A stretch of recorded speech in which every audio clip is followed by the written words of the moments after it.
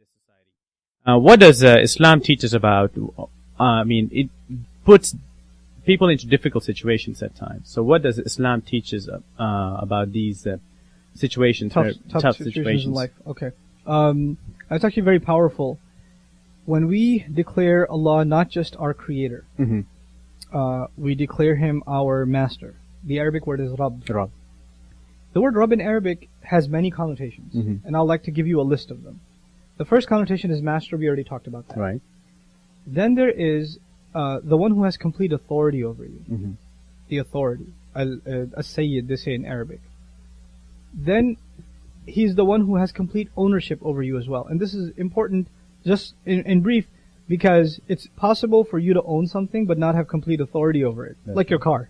You own it, but you can't make any modifications you want. There are requirements by the state or whatever else, right? Or you can't drive it however fast you want, and you still have to get insurance or inspections and all of that stuff. So you have ownership but not authority. But a master is one who has ownership and has authority together at the same time. Okay.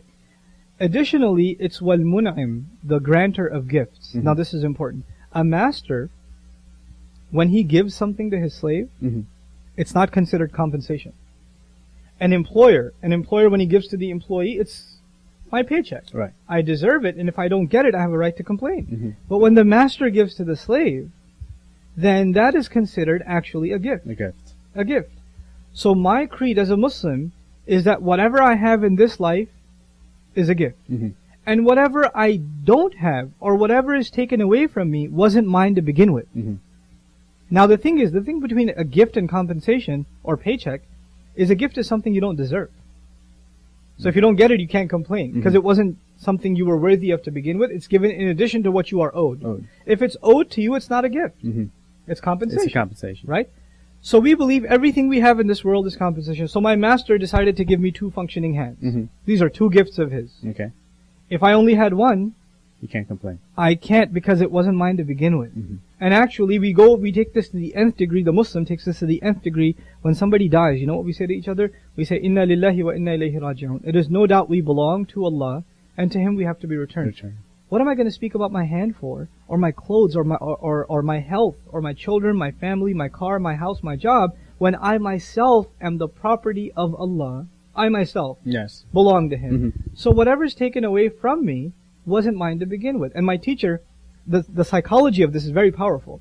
My teacher explained it to me in this way. Human beings, when their faith is weak in the master, really being master, right?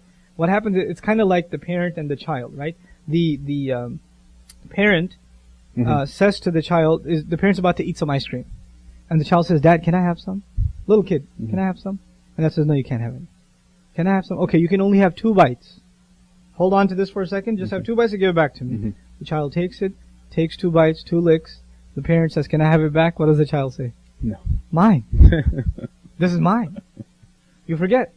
Now, the Lord gives, He gives, He gives, He gives. And then He takes away. And when He takes away, what do people start complaining? This was mine. This was mine. But the Muslim has to internalize, as the fundamental part of his creed, it's not his to begin with.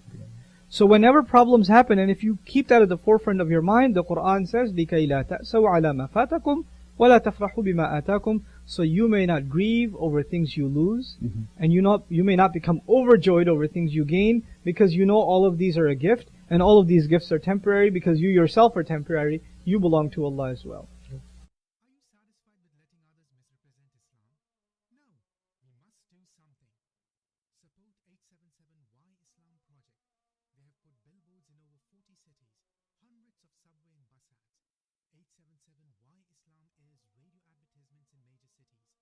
Recently launched TV commercials on local Fox, CNN, and CBS channels.